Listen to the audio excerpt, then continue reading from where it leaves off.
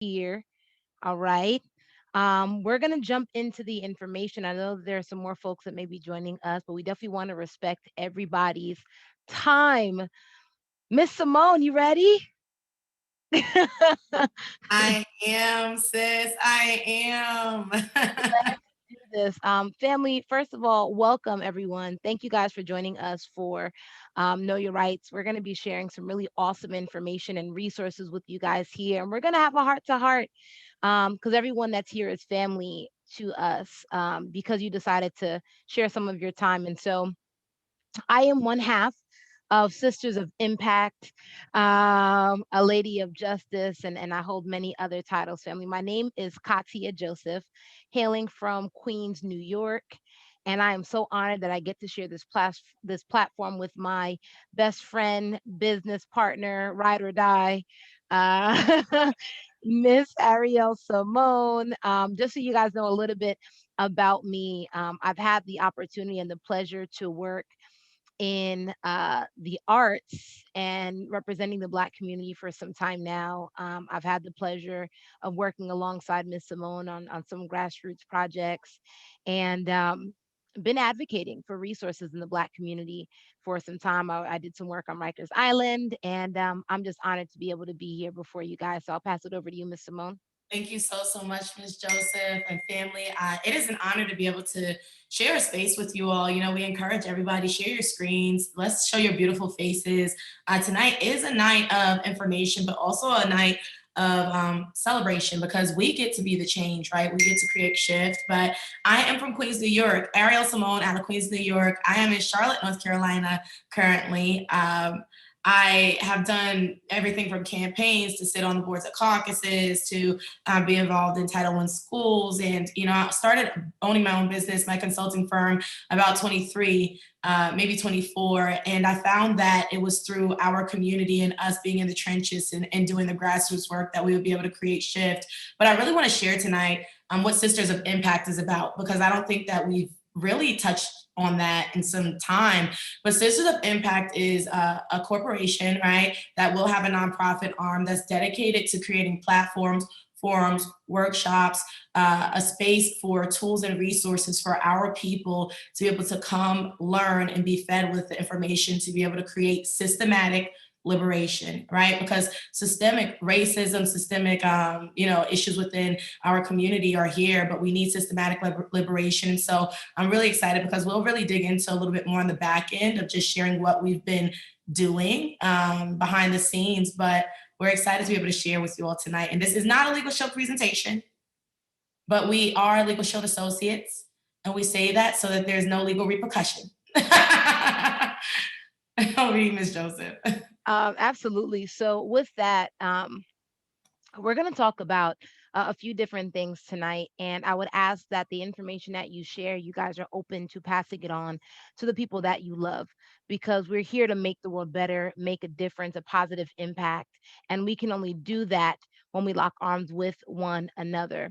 With that, we are unapologetic about this information. And we always point that out from the beginning because we've had times in the past where people were not so excited about us sharing the information that we're going to share, but we dedicated our lives to doing our absolute best to protect the people that we love, and we're not going to stop. So, we're going to start this conversation with some stats, and Miss Simone touched on it a moment ago, but I want for us to understand that um, systemic racism, injustices in policy. This is a very broad conversation, and us discussing knowing your rights and understanding your rights is one portion of this much broader conversation. Understand that inequity and inequality are two different things.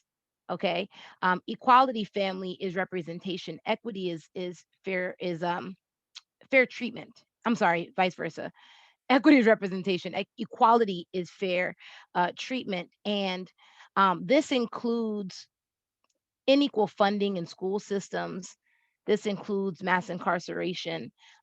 This includes disparities in our healthcare system, right? The school to prison pipeline. And so there are a lot of ways we can go. We want to focus on um, policing, right? Inequality in policing and mistreatment in Black and Brown communities. But understand that this is a conversation that does have to happen everywhere. So everyone is invited. We're not going to do any police bashing, just so that we're clear. Okay. But you guys can all see the screen. It says that Black people are 3 times more likely to be killed by police than whites. Okay. It also says that Blacks are 1.3 times more likely to be unarmed in comparison to whites. Now, Miss Simone, I'm going to point this out from right now because I'm excited tonight. So in case you have to mute my line if I get too excited. Okay. This is your I know. warning. We got to say it at the same time together.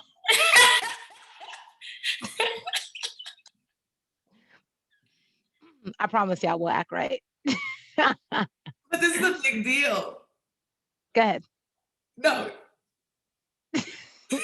Say it, Kat.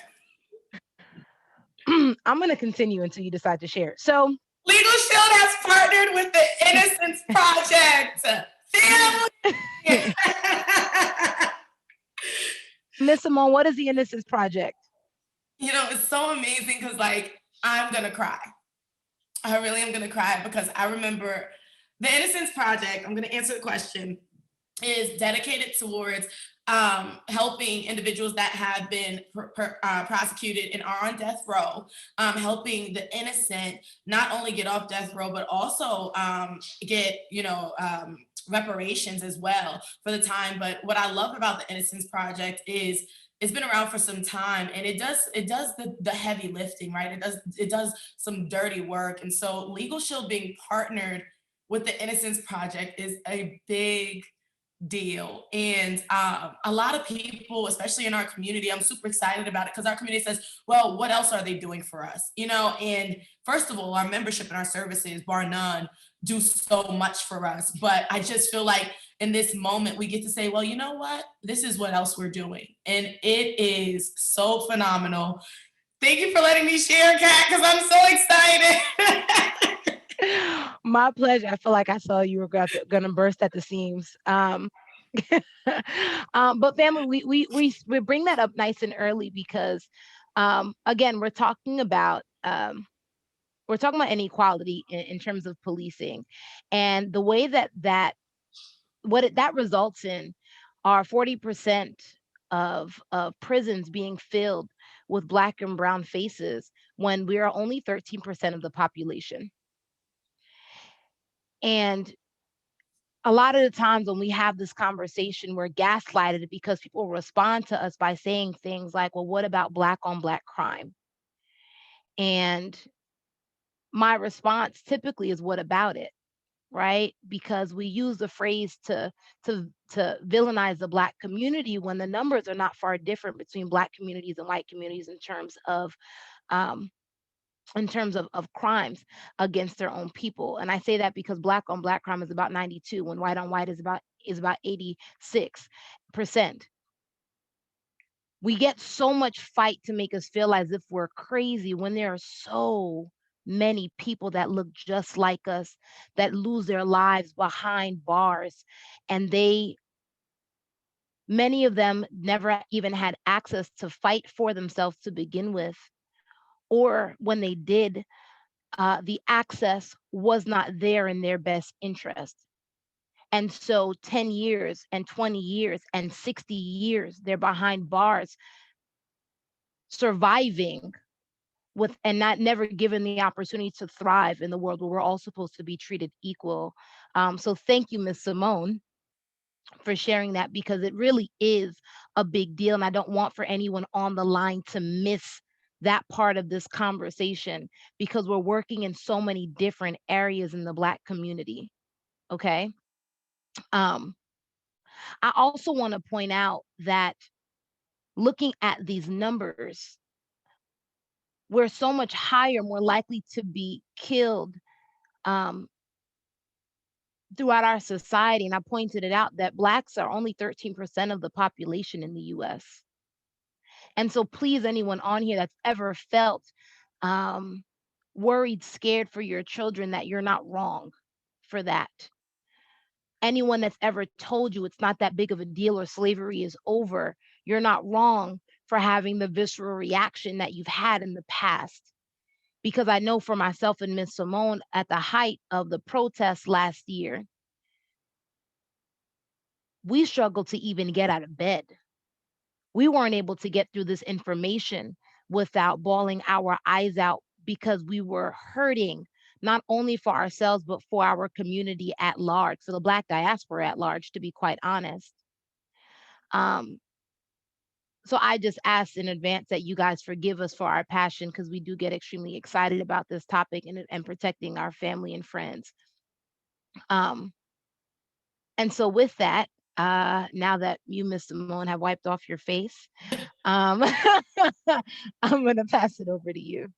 Absolutely. And family, we're going to ask for a little participation here, because it's amazing that 6 months ago, to be crying tears of, just pure, just debilitating. It was extremely difficult. And now, to be in such a space of gratitude for the company that we've decided to partner with, it's a big deal, like, so we're gonna ask, have you ever put your hands up, because this is an inclusive conversation. I feel like there's so much trauma that's happened in our community that we don't talk about, and this is so universal. But watch this. If you see a cop behind you, a lot of us freeze up, we clinch up, we switch lanes. We say, is everything on the up and up? And this is a universal thing amongst our community, and that's trauma. And so we just ask, put your hand up. And anytime I read something that has affected you, that you have had happen to you, or someone you love, we want you to put one finger down for each of those. And so I'm going to read off: felt forced to comply to authority, been wrongfully questioned. I know Miss Joseph gets followed, not only questioned, but followed when she's, shopping. Had your vehicle wrongfully searched. We both know a gentleman who's this has happened to. Been pulled over unlawfully. Stories that goes into for me personally. Been concerned about your child's identity. Had someone threaten to take away your children or a loved one's child, right? Felt discriminated against or profiled, dealt with a long probate. And you'll see, even if you put down one finger, family, this involves us. Sometimes, there's so much diversity within Black, right? That we don't recognize that at the end of the day, from their perspective, looking to us, we are all one and the same. And so it's so inclusive that it's scary. But this is the time for us to be able to, put resources in our people's hands that we absolutely love. Ms. Joseph? Thank you so much for pointing that out, Miss Simone, because sometimes we miss the fact that this conversation includes everyone. And sometimes we've gotten to a place, not even sometimes, I think we've gotten to a place in our society where we're so far removed, right?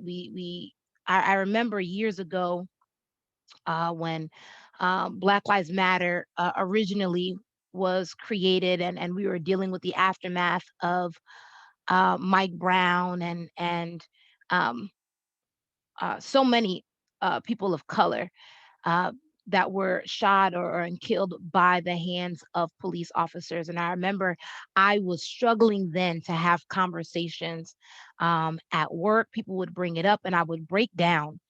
And people would ask me, like, why are you so affected? Or, you act as if you knew them.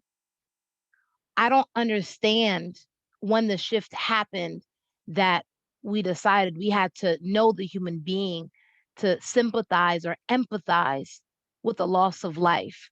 I don't know why it is that I have to wait until the person on the screen is my neighbor or my sibling before I respond or I react to their hurt and their pain. We are our brother and our sister's keeper. And so we've come to a place where we've normalized putting hashtags to the names of people whose lives are taken by police.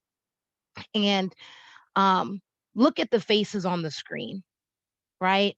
Um, you may not be familiar, probably not familiar with most of those faces. And these are the faces of unarmed people of color that have been killed by police over the years. This isn't even a fraction of those faces. And we can rattle off names forever. The Sandra Blands, right? The Philando Castiles, the George Wow. Floyds, right? Tamir Rice is 12 years old playing with a toy gun.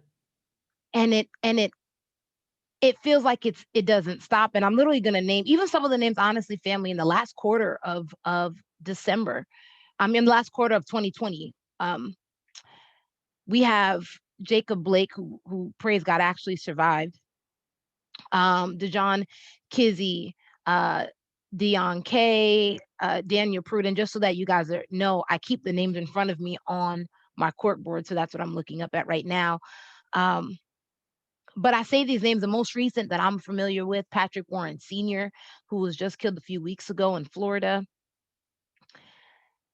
Imagine, imagine a world where if they had access to their rights in real time when they needed it the most. Imagine what it could have looked like for a Sandra Bland, where she had been hogtied, right? Where she recorded the conversation and the argument, if she was able to have access to her rights before any of that even happened. And for you, if you're like me, it almost seems unreal or too good to be true. That's how I felt when I first learned about these resources and Miss Simone called me and said, "Sis, I found it." Right? It felt like, is it possible? Can something like that even exist? And I'm so grateful and excited that she did, because I'm blessed to be able to put protection into the hands of the people that I love in order for them to make it back home at the end of the day.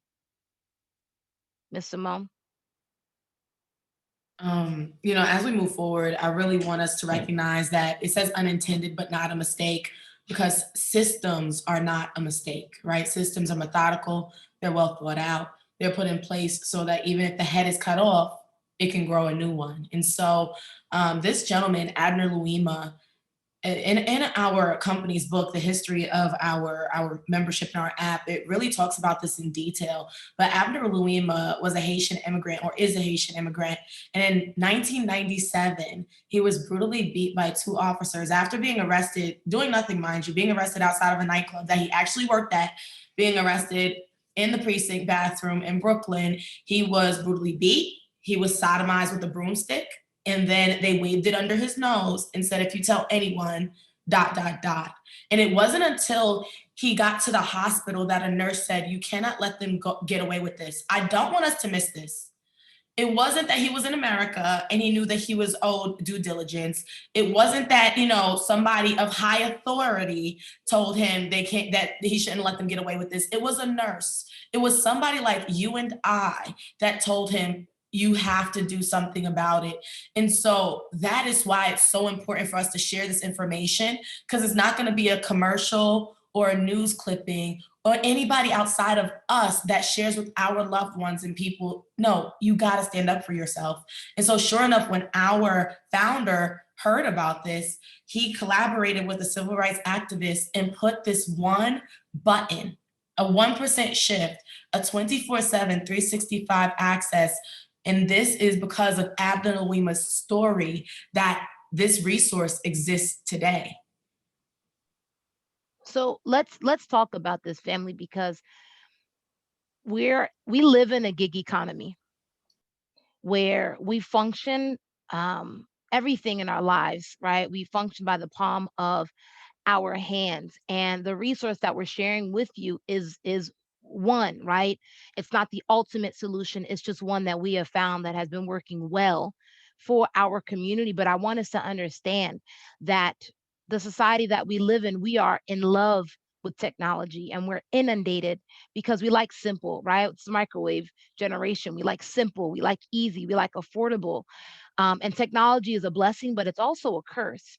It's the reason why people will see, someone in a fight, people in a fight, and they'll take out their phone and they'll record, right? What we want to do is turn the curse back into a blessing. We have so many apps that distract us every day. We're familiar with the scroll hole. We're very familiar with, um, folks spending time on Instagram and TikTok and Facebook. But what if you were able to now shift your mentality from just recording the injustice that's happening to create justice, right? That's the kind of shift that we're talking about. We want to disrupt the justice system because for too long it didn't include us. And what I mean by that is, think about this. Think about this, and I'm going to show you guys the app that we're referring to now. But how many of us on here, and this is just food for thought to consider, how many of us on here know when the Constitution was created? Know how many amendments there are in the Constitution? Um, how many of us know even the Bill of Rights, right? The first 10. And I use that as an example because Miss Simone says it all the time, what we don't know can and will hurt us. And so when we say that inequality has been embedded in our country and in our laws and in our policies, some of us may not be even recognize that slavery, we say things all the time like, oh, well, slavery is gone. Well, no, family, the 13th Amendment says that slavery is okay as punishment. It's the reason why we have folks who have been incarcerated out and working, right, in places and not getting paid for their work, right? Inmates. Um, we don't even realize the things that we don't know. And so by putting real time access in the palm of the hands of our loved ones, what we're saying is we don't expect for you to know the law, but we expect for you to have access to your right, to your rights, and to bridge that gap. Because before you could only have as much justice as you can afford. And we all know that that's not fair, but it's the world we were living in up until now. So, Ms. Simone referenced it. We have 24/7 emergency access, emergency situations. And if you've ever been in a place or you've know anyone that's ever dealt with policing, um, I have, right? Where the blue lights come on and the hairs on the back of your neck stand up because you're terrified of what that interaction can be. And I'll speak from my own experience before I pass it back. Before I had access to this app, our Legal Shield app, I would always send a text message to Miss Simone. By the way, we've been best friends. We met at Howard University, and she's been stuck with me since.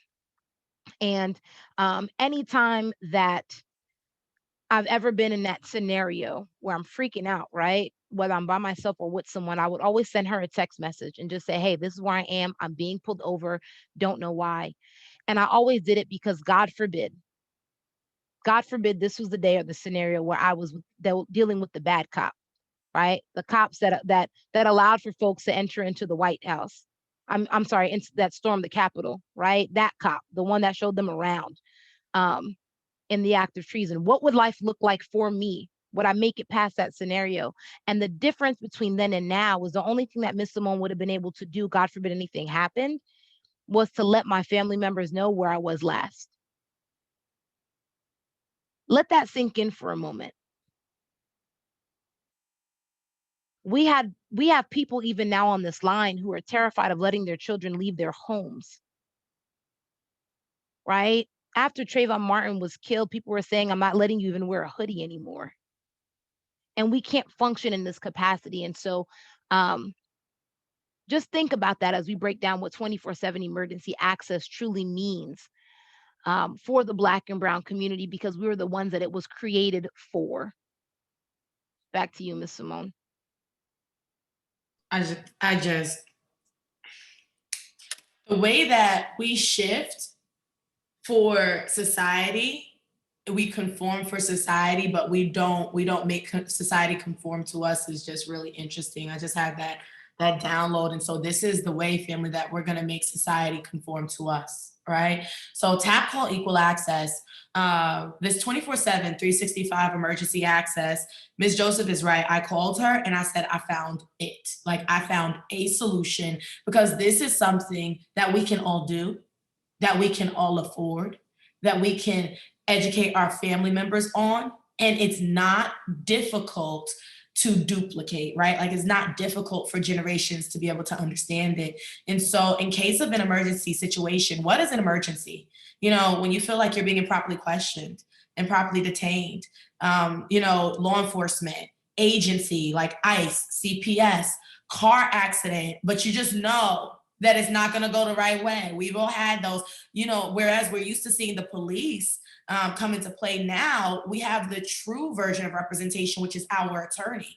And so anytime in the presence of an executive branch official, you're going to tap the app, whether it's 3 in the morning, 3 in the afternoon, you're going to tap the app and you're going to be badged into somebody like me. This is real time usage. They're going to say, thank you so much for calling Legal Shield. What's your emergency? And can we have your membership number? Family, give them your phone number. They can pull up your account right then and there. They're going to say, hey, right when questioning starts or detainment starts, we're going to badge you in to your attorney. And family, it's important that we recognize on the other side, the officer doesn't have to know that that person on the line is not your attorney yet, because they will be. So what does Ariel say? What does she coach her clients to say? For your protection in mind, I have my attorney on the line. For your protection in mind, I have my attorney on the line. Or for your protection in mind, give me a moment to call my attorney. Usually, you'll already have them on the line by that point in time. Ms. Joseph is going to share some examples, but this is preventative, right? This is real-time access. It's in the power of your hand, the palm of the hand. Ms. Joseph, over to you. So oftentimes, and thank you for explaining that, Miss Simone. Oftentimes, folks will say, "Well, how does it work, right? How does it protect me? How is it going to save my life?" And Miss Simone pointed out the phrase that we give to our members often is for your protection in mind. Give me a moment to call my attorney, or for your protection in mind, my attorney is on the line. And again, this is preventative. We want to shift into a space where we're not waiting until the scenario has already escalated before we respond accordingly. And I point that out because you think about Rayshard Brooks was in a full conversation before he ran for his life and then was shot in his back, right? Um, so in that moment, when the attorney is patched in, the beautiful thing is that in real time, they're able to speak on your behalf. You're able to invoke your right to remain silent. Your attorney is able to speak for you, and I'm going to discuss that some more in a moment. But some examples on the screen, you guys can see that. What do our attorneys actually say in that moment? Now, understand, family, the law is not logical, it's not legal. We may not agree with how the law works, but it's okay. The difference is that access. And so, that first example that you guys see on the screen, this protection is not only for you, but it's for your entire household. And so there was a young man who was pulled over. He had access through his mother, who had let him know in any scenario where you are dealing with officers, click on that button. That's what you need to let them know. Click on that button, which he did. This is a young man.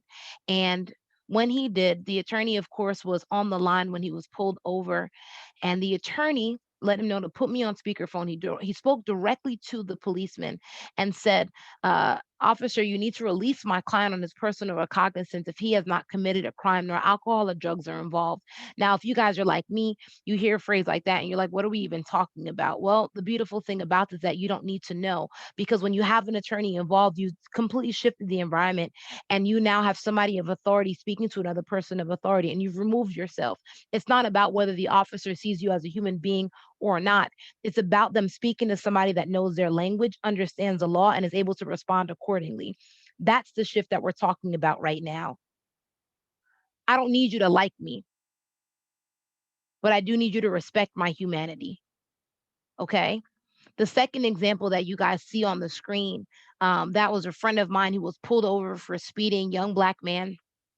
And when he was pulled over, as many of you guys could imagine, for many young men of color, he didn't want there to be any issue. So he complied. He gave the officer everything that he had requested. And when the officer went to his patrol car and came back to my friend's car, he instructed him to get out of the car, which he did. He didn't fight with him at all. Thankfully, he knew how to use it. So he had already clicked on the app way beforehand. So he has the attorney on the line. The officer, without permission, without asking, begins to search my friend's vehicle. Now, many of us don't know or realize that unless there is reasonable cause, they don't have the authority, the right to search your car without permission or without a warrant. Regardless, we all know there are certain situations where you let it happen anyway because you're in fear of your life. And so the difference for him versus many other young men of color was that the attorney was on the line and able to say, that's actually against the law. He was on speakerphone, directly spoke to the officer and said, officer, you pulled over my client. The attorney general in your state is this person. Give me your badge number. I'll get the rest taken care of. Again, a different conversation. It's a different language. The officer immediately stops, gets out of his car and says, there's no need for that, and lets my friend grow. That's the difference in having access. And we have so many examples, young, old, and in between of what that looks like. And so, Miss Simone, if you don't mind just sharing some scenarios that sometimes, escalate a little bit differently than those. Yeah, absolutely. And, sometimes we'll hear, well, what about for the traumatic? Like I'm talking about highly escalated things are going to happen. I explain to my clients, if you have time to record from your phone, you have time to call your attorney. So this is a different scenario where things could have definitely went left. My friend Sean, he is renting a condo in the Midwest. It's 3 in the morning and he hears banging on the door with officers, 4 officers. He looks through the peephole. All of them have their guns unholstered, pointed at the door. And they go, open up. We got reports that shots were fired from this location. Sean, being a Legal Shield member, immediately shouts, I'm not opening the door until I get my attorney on the line. Family, right there. They all reholster their guns. He calls his attorney, and his attorney says through the door, he passes the phone through the door, and his attorney says, you do not have the right to search his condo. However, I will remain on the line if my client so chooses to allow you into the space. There are two things that happen here. The first is that right when he said attorney, they reholstered. And then the second is they were operating outside of the law. But 2 minutes prior, they were going to blow the door off the hinges. And so, even in those highly escalated situations, we still have control when we have tools, when we have resources, when we have access. Back to you, Ms. Joseph. Thank you for that. And I want us to understand that we're talking again about the law. It's not logical, it's legal. And so I want to use our Miranda rights as an example, solely as an example. And if you have ever heard your Miranda rights, if you're familiar, if you've ever seen them in any capacity, do me a favor and just put a one in the chat. Um, because I want to know, you may have heard them on TV, you may have heard them in real time, you may have seen them read to someone, right? Miss Simone said Law and Order. Um, so if you're familiar in any capacity, if you've seen them, please just put a one in the chat, and I'm going to read them out loud, and then I'm going to explain why I'm bringing them up uh, on this call. But you have the right to remain silent. Anything you say can and will be used against you in a court of law. You have the right to an attorney. If you cannot afford an attorney, one will be provided for you. Do you understand the rights I have just read to you? With these rights in mind, do you wish to speak to me? Now, I'm using this as an example because when I was doing work at Rikers Island, I saw the huge gap and the difference in access.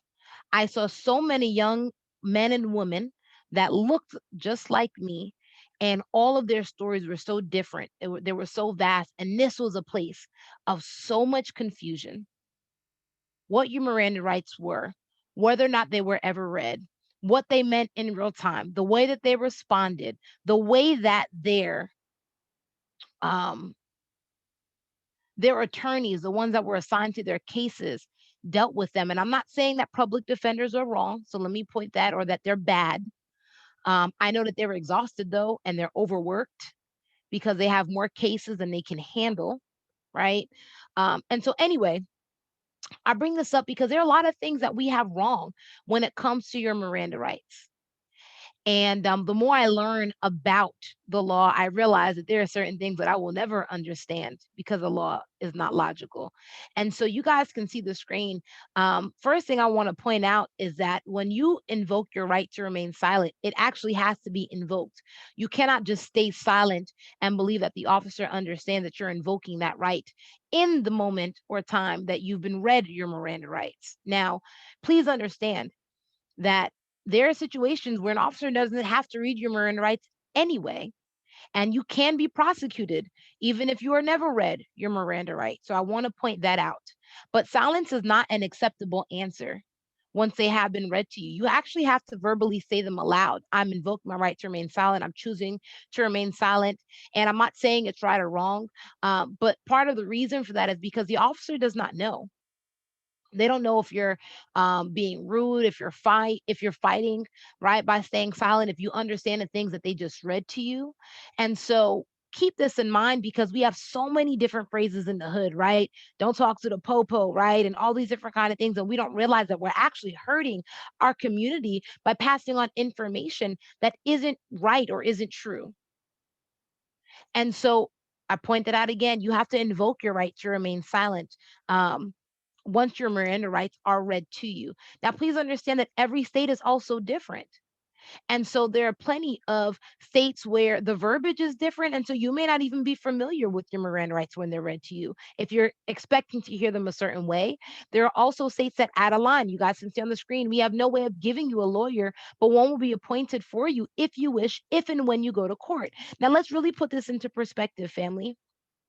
You're approached by law enforcement, possibly questioned right in that moment, arrested, detained, brought to the precinct, held, depending on the length of time or when interrogation happens. If it happens, then interrogated. There are some folks I know, for example, when they're waiting at Rikers, I know inmates that have been there for 3 months, 6 months, over a year, right, waiting for trial.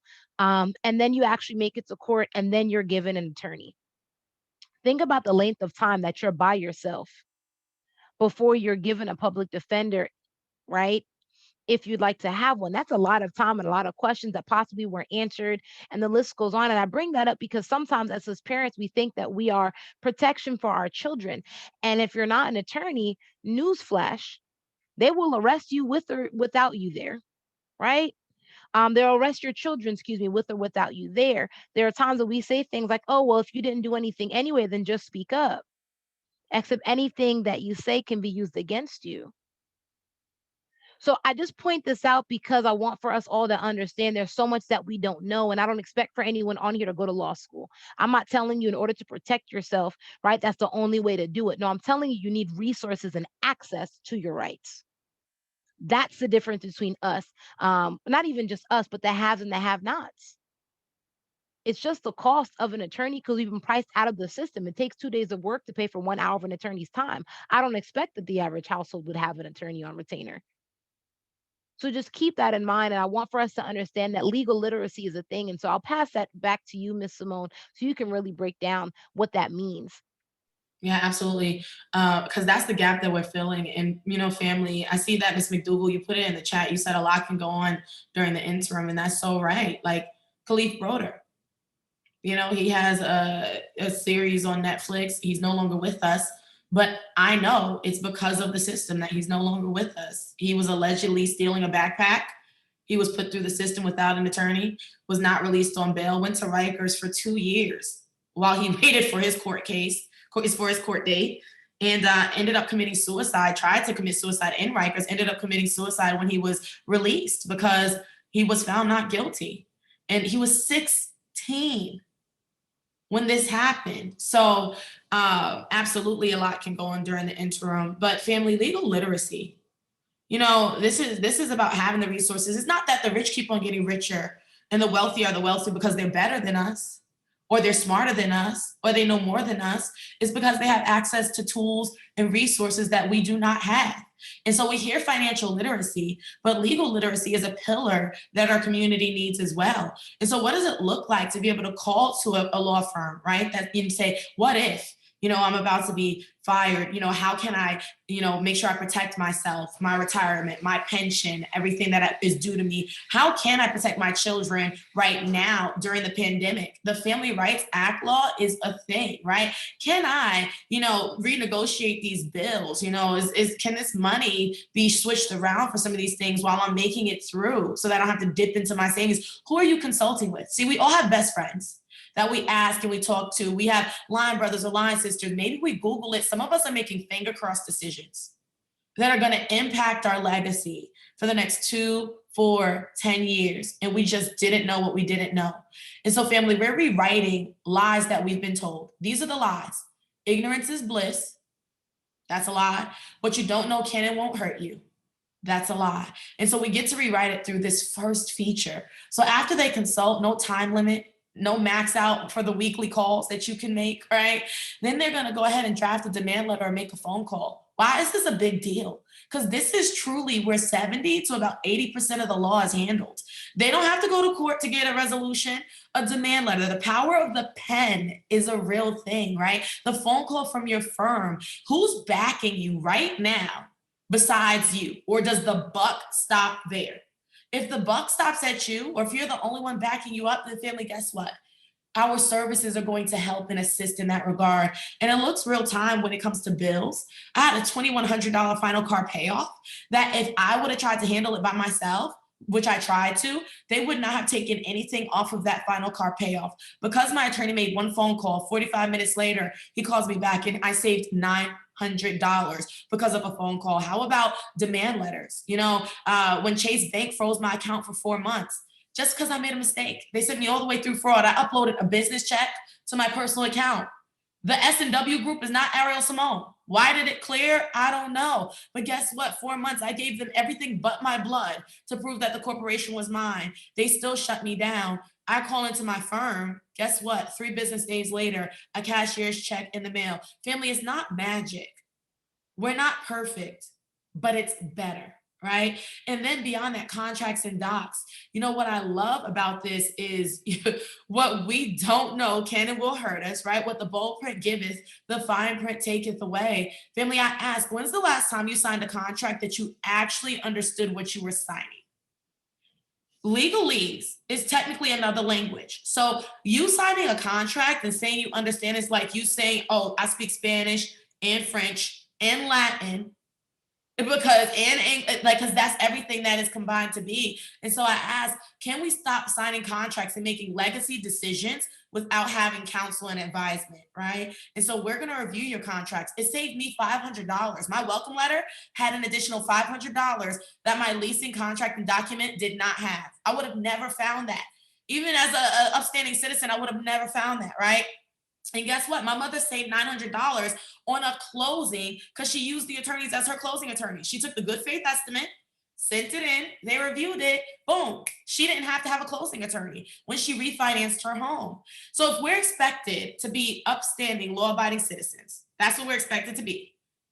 But then, in order for us to know the law, in order for us to be able to function at the highest, utmost level, we have to pay to do that. How many of us do you think are functioning in America outside of our legal rights?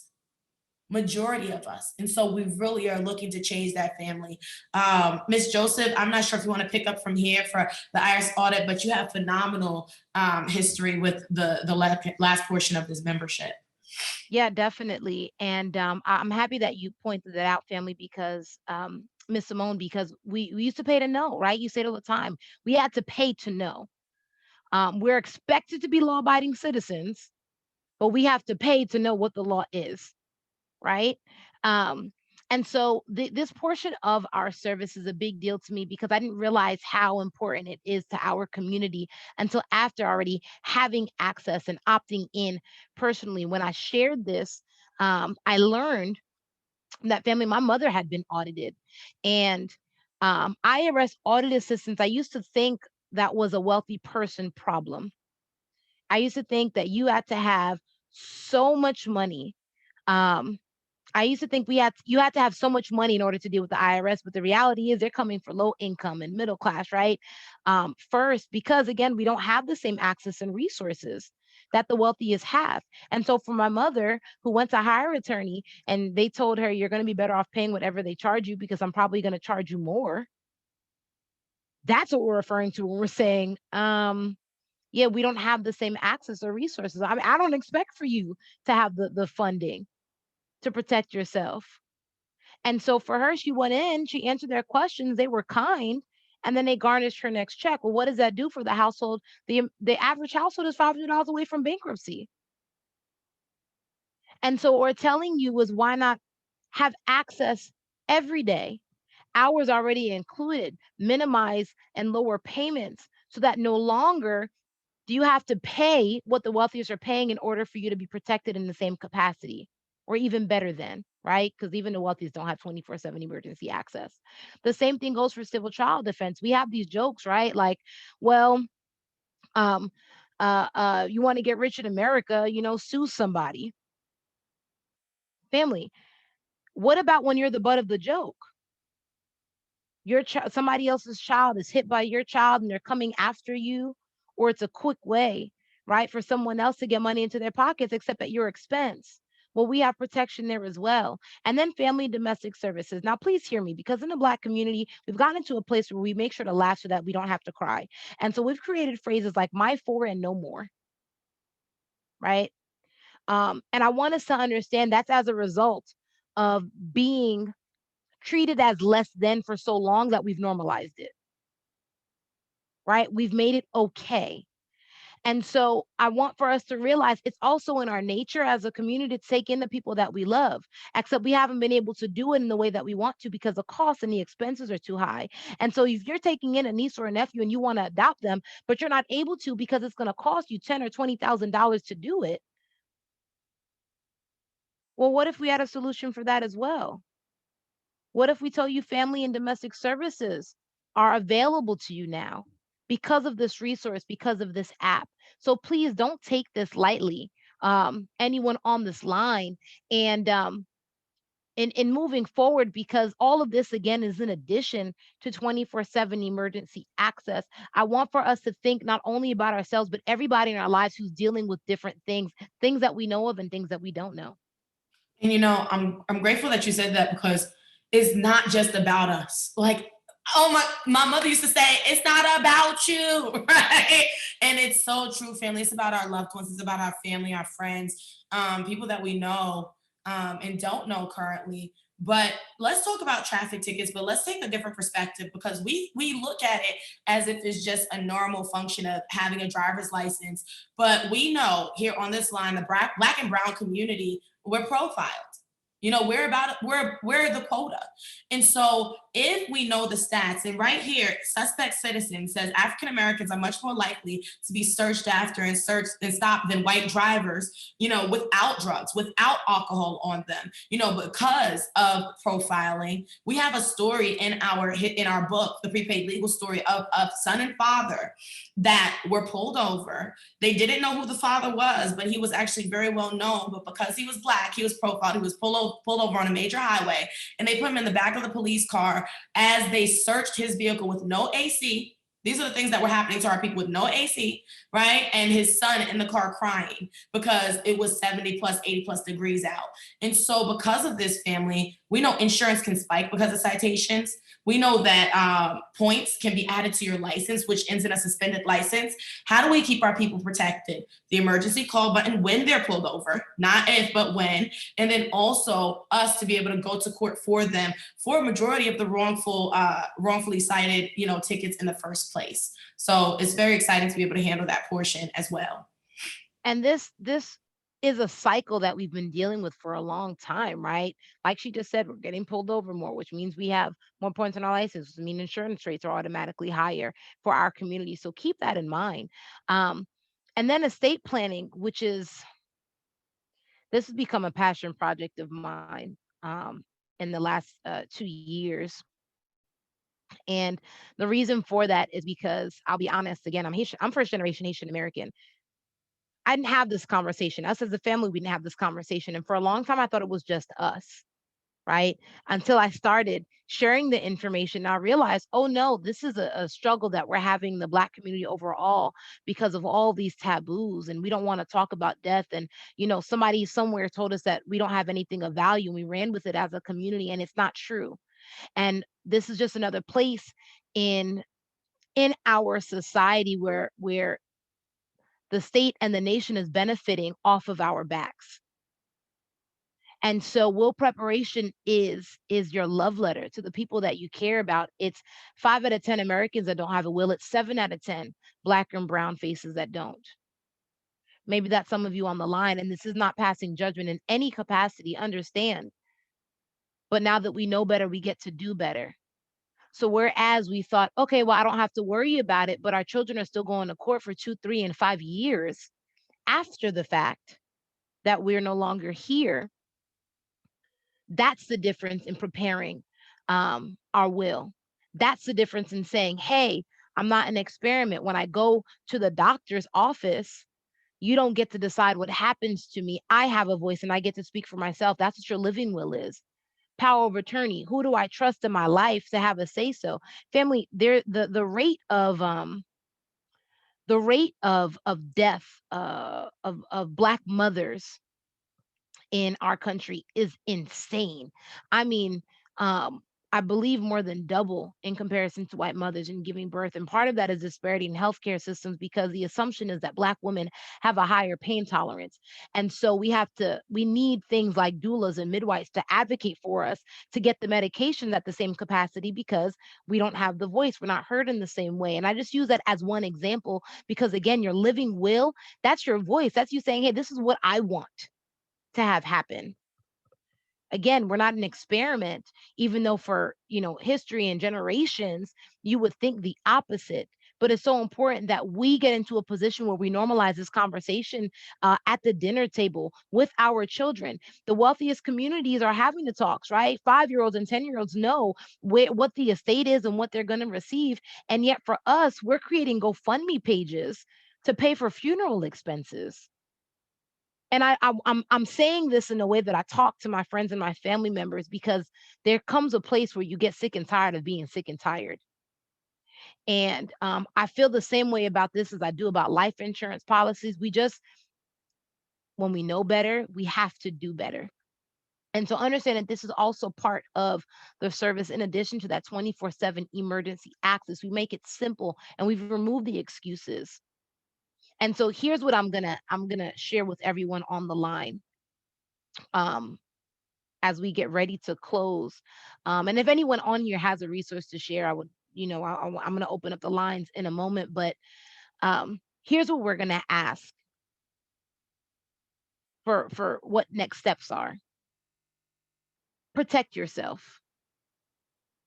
Um, there were when Miss Simone and I literally from the moment that we discovered and learned about this service and this resource, we put our money where our mouths are, and we invested into this app so that we could protect our community. And for us, it's always been a matter of social justice. But when we started this conversation about knowing and understanding your rights and sharing this resource, we had people that literally, I mean, fought with us, tried to shut us down. And I'm being fully sincere, y'all. People who argued with us and said this has nothing to do with social justice. And they people who have no idea the work that we've been doing for so long in finding resources that we can share with our community. And so I'm going to say this: you may feel a way about us sharing the resource. That's not an excuse not to protect the people that you love. And so if that is you, get protected by somebody else. Get the app anyway, whether it's us or by another means. Get the app because you're worth it, because your family is worth it, because you matter, because you're here for a reason with a purpose. People need your gifts that you have to offer. And pride and ego is not a good enough reason to say, you know what, I'm going to leave this alone because I don't think they're doing this for a good enough reason. You can feel all the ways you want to about us. Um, we're not going to stop doing what we do because, regardless of how you feel, we believe you deserve to be here and you should have access. So please get protected first and foremost. Secondly, share resources. Share this resource. Um, Share anything else it is that you are familiar with that you believe can bring somebody home at the end of the day. This is not the ultimate solution, it is a solution. And so whatever it is that you have that you know can benefit anyone that you love, I would encourage you to be bold about it. We're not in a time period where we can be shy. I'll say that from my own experience because I was so when I first started sharing, it made so many people uncomfortable to have this conversation. And so I pulled back. I'm being fully transparent. And I have since apologized and I've made a decision for myself that I would not pull back ever again. But as a result of me pulling back, people were in situations where this could have made a difference. And because I didn't share it with them, right, they dealt with an outcome that they should not have had to deal with. And so please share resources, whatever they may be, and do it unapologetically.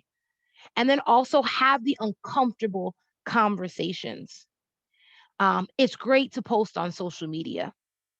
It's great to put up information and to talk about the things that are happening in the news. And I'm not even telling you don't put up the hashtags, right? That's beneficial, right? To educate. And people look to social media for news and good information as well. But it's not the only thing we can do. If you're going to post about it, talk about it. Have the conversation at the dinner table. Have the uncomfortable conversation with your aunt and your uncle, right?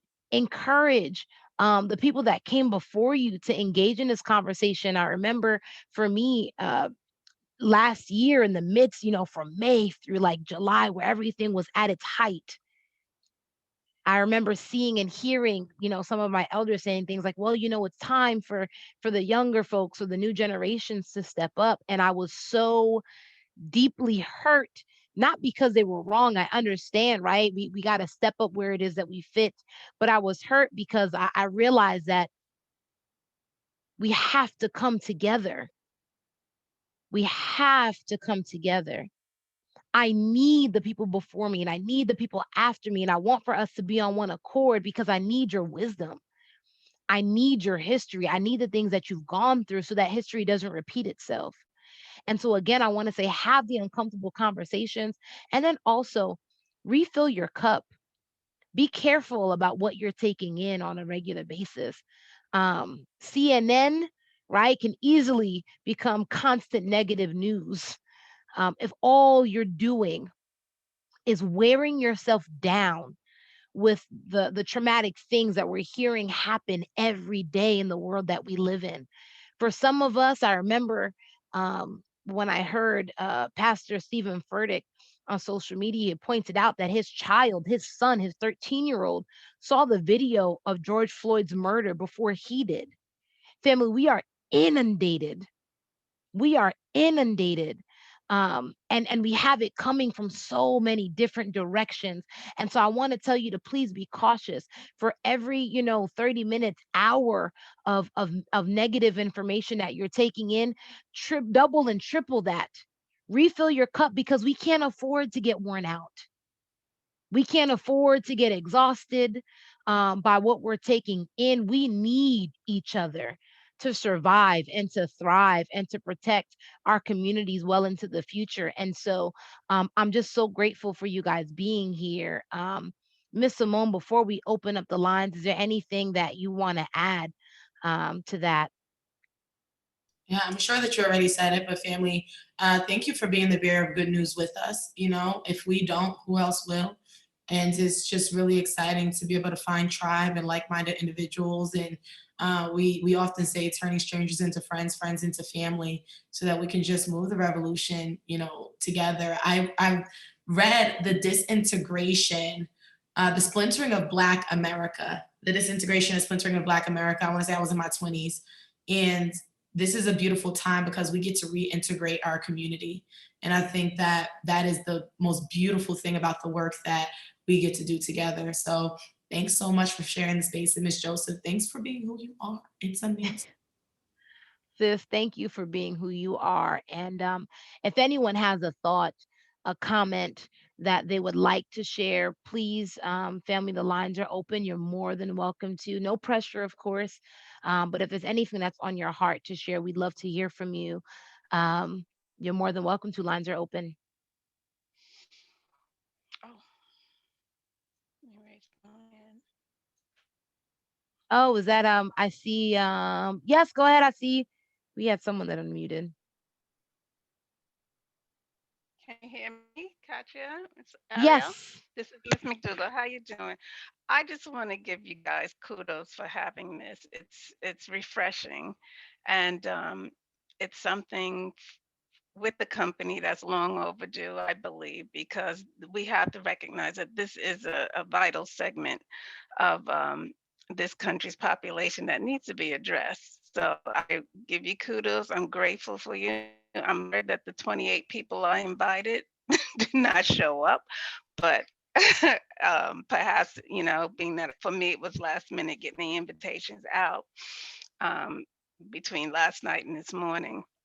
But I will continue, to support your efforts. And, whenever you guys have something like this, I will definitely get on the horn and see if I can get people to attend, because this was powerful. Thank you. Thank you so much, Ms. McDougall. That means the world, truly. And I can speak for both of us when you say that, because we've gone through some hoops, and it's not always easy, but we've come a long way. And I am so excited that you were able to be here and experience this with us, because your energy makes a difference, and all of everyone on the line, your presence makes a difference. And so, is there anyone else that would like to say or share anything? Again, no pressure, but the lines are open. Yeah, this is David. Oh, hey, David. Yes, go ahead. I I think I went to Howard the same time as y'all, but I'm mad that we never really got together or whatever. But I am enjoying a lot of your talks, so yeah, that's all I want to say. Thank you so much. Thank you, thank you, thank you. HU all day. Y'all, we're biased. David, show your Uh, face. Hate you. David, you know. well, give us your Instagram if you don't want to show your face right now. If we went to Howard at the same time, that's tribe. Oh my goodness. This was definitely family. Yeah, it's I have to remember. I don't really remember. I mean, that's how I think I expressed some admiration on what she was talking about earlier in one of her stories. So that's why I follow. I Awesome. follow you too. Awesome. What's your last name, David? Leonard, David Leonard, like Kawhi Leonard. Cool. But it's Do on Instagram. Okay. DeeOmar. Bet, David, this is family. Thank you so much for being on, being here with us. And we ran over a little bit, but we're just grateful, family. We're so grateful that you carved out time to be here with us. Um, I want. Katya, Oh, can I yes. ask one question? Do you guys have like a lineup for Black History Month of We events? actually do have. We're actually back on February 11th. Hmm. February 11th. We do have, I believe, a second date we're going to squeeze into the month too, but that's the one we have next is February 11th. And please, please, please share the information. Invite as many as possible. I'll make sure to get the Eventbrite up as soon as possible, by the latest, honestly, family, by tomorrow for that. Because we want the world to know, we want the world to be here, and for folks to share in this conversation with us. So February 11th, everyone online, save the date. And our contact information is on the screen.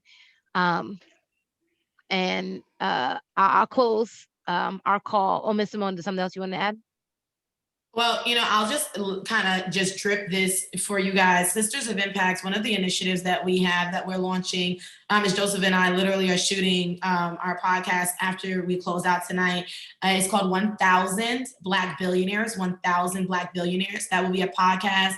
It'll also be a series. We'll have workshops and forums under the Sisters of Impact organization. And so we will send out information about that as well, because it's not just about our tools and resources, but it's also about our economic revolution that we get to do as well as a tribe and as a collective. And I'm really excited about it.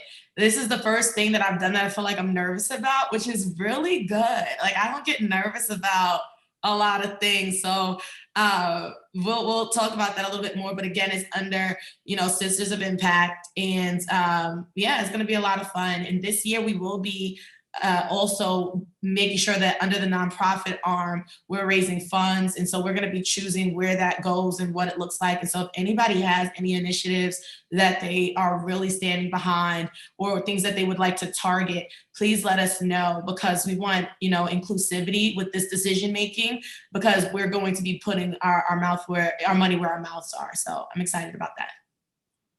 Ha. Um, I'm so excited. Family, listen, there's so much in the works. Thank you, Miss Simone. And on behalf of Sisters of Impact, I'll close with the quote that you guys see on the screen by MLK. Life's most persistent and urgent question is, what are you doing for others? And we're doing our part, and we're excited to know that, family, you guys are doing yours as well. So thank you again for being here. Enjoy the rest of your night. I so look forward to speaking with all of you guys soon. And bye bye for now.